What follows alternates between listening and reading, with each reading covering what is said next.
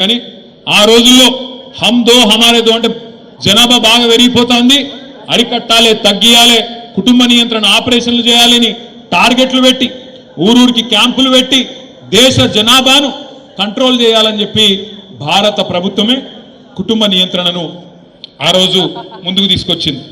మరి కుటుంబ నియంత్రణ బాగా పాటించిన రాష్ట్రాలు మన ఉమ్మడి ఆంధ్రప్రదేశ్, ఇప్పుడున్న తెలంగాణ, ఇప్పుడున్న ఆంధ్రప్రదేశ్, తమిళనాడు, కేరళ, కర్ణాటక ఈ రాష్ట్రాలేమో పాటించినాయి. భారత ప్రభుత్వం చెప్పింది కదా, మంచి పనే కదా, దేశం జనాభా తగ్గితే దేశం ముంగట పడుతుందట, ముందుకు పోతుందట, అభివృద్ధి జరుగుతుందట, మనకిద్దరు పిల్లలే ఉంటే దేశానికి మంచిదట అని చెప్పి దేశభక్తులుగా భారత ప్రభుత్వం చెప్పిన మాటను పాటించింది దక్షిణ భారతదేశంలోని రాష్ట్రాలు. కేవలం దక్షిణ రాష్ట్రాలే కాకుండా ఇంకా కొన్ని ప్రగతిశీల రాష్ట్రాలు కూడా, ఒరిస్సా కావచ్చు, పంజాబ్ కావచ్చు, ఇంకా కొన్ని రాష్ట్రాలు కూడా, పశ్చిమ బెంగాల్ కావచ్చు, పాటించినాయి. ఏమైంది దానివల్ల మన రాష్ట్రాలలో జనాభా తగ్గుకుంటూ వచ్చింది. ఆంధ్రప్రదేశ్లో తగ్గింది, తమిళనాడులో తగ్గింది, కేరళ తగ్గింది, కర్ణాటక తగ్గింది, పశ్చిమ బెంగాల్ తగ్గింది. తగ్గిన తర్వాత మరి ఈరోజు కేంద్ర ప్రభుత్వం కొత్త పంచాయతీ పెడుతుంది. కేంద్ర ప్రభుత్వం ఏమంటున్నది, ఎక్కడెక్కడైతే జనాభా తగ్గిందో అక్కడక్కడ ఎంపీ సీట్లు తగ్గిస్తా అంటది. ఎక్కడెక్కడైతే ఎవడైతే నీ మాట వినకుండా పిల్లలు కనుకుండా వేయండో, ఎక్కడెక్కడైతే జనాభా పెరిగిందో, ఉత్తరప్రదేశ్లో, బీహార్లో, మధ్యప్రదేశ్లో, రాజస్థాన్లో వాళ్ళు జనం ఎక్కువ ఉన్నారు కాబట్టి ఎంపీ సీట్లు ఎక్కువ చేస్తా, మీరు తగ్గినరు కాబట్టి మీకు తక్కువ చేస్తా అని చెప్పి మోడీ గారు ఇలా మన మెడ మీద డీలిమిటేషన్ అనే కత్తి పెట్టబోతా ఉన్నాడు. అందుకే సమిష్టిగా కొట్లాడాలి. ఎందుకంటే వాళ్ళకి ఎరికే బీజేపీలకు తెలంగాణలో వాళ్ళకి నూకలు చెల్లాయి. ఏదో ఒక ఎలక్షన్ గెలిచిర్రు మొన్న, అడిమారి గుడి దెబ్బల ఊరూరికి రేషన్ బియ్యం మంచి తలంబ్రాలని దానికి ఒక కథ పెట్టి, నేను చెప్పేది కరెక్టా కాదా? మీరేమైనా నిజంగా వచ్చినా అనుకుంటున్నారండి? అయోధ్యకి వెళ్ళి, అయోధ్య లేదు, ఏం లేదు. అయోధ్యలోనే వీళ్ళ మోసం పసిగట్టిరు.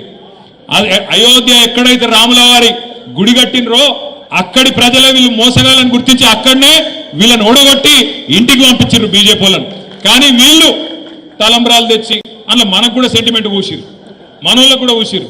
నేను ఒక 2-3 సర్పంచులు మా వాళ్ళు అడిగిరు సిరిసిల్లలో, అన్నా మరి ఏం చేయాలి, ఏం చేసి సురేంద్రబాబు ఏం చేద్దామంటే మరి దేవుని కానీ సరే చెయ్యి కాంతి అన్న అంటే మరి ఎక్కడోళ్ళు అక్కడ ఊరేగింపులు తీసిరు మనోళ్ళే. గట్ల మొత్తం ఒక సెంటిమెంట్ చేసి ఎందుకు చేసిర్రు అంటే ఒక్కటే కారణం, బీజేపీకి 10-11 ఏళ్ళ తెలంగాణకి ఏం చేసినావు అని అడిగితే మెమ్మెమ్మే బెబ్బెబ్బే ఏమీ లేదు. నువ్వు బండి సంజయ్ గట్టిగాడు, ఏం చేసినావా తెలంగాణకు మీ మోడీ ఏం చేసిండు, ఈ 11 నెలల ఏం జరిగింది ఒక్క మాట్లాడు. ఏం తెలియదు. ఏం చెప్తాడు ఆయన? ఒకటే తెలుసు ఆయనకు, ఒకటి మసీదు కూలగొడదాం, ఆడ శివం వెళ్తే మీది, శివం వెళ్తే మాది. గదొకటే ఎరక మనకు, ఇంకోటి తెలియదు. ఇంకోటి ఏం చెప్తాడు, అన్నా ఇవాళ ఏం వారమే, రేపేం వారమే, ఎల్లుండేం వారమే, ఇది తప్ప ఓ బడి తెచ్చింది లేదు, పోని మా కమలాకరణ లెక్క ఒక గుడి కట్టింది లేదు.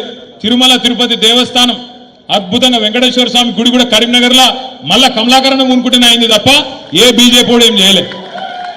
బడి కట్టినా, కరీంనగర్ కు మెడికల్ కాలేజీ తెచ్చినా, కరీంనగర్ స్మార్ట్ సిటీగా అద్భుతంగా అభివృద్ధి చేసిన ఉమ్మడి కరీంనగర్ కాళేశ్వరం నీరు వచ్చి టైలెండ్ గ్రామాలు గుజరాత్ కావచ్చు, ఉస్నాబాద్ లో కావచ్చు, చివరి గ్రామాలు ఇచ్చిన గోదావరి దాకా నియోజకవర్గంలో నదిని ఒక జలదృశ్యంగా మార్చిన, అదేవిధంగా రివర్స్ కోరు ఆ ఎస్ఎస్పి వరకు కూడా పూర్తి స్థాయిలో ఎవరది కేసీఆర్ మొత్తం ఉమ్మడి సస్యశ్యామలం చేసి జగిత్యాల జిల్లా చేసి పెద్ద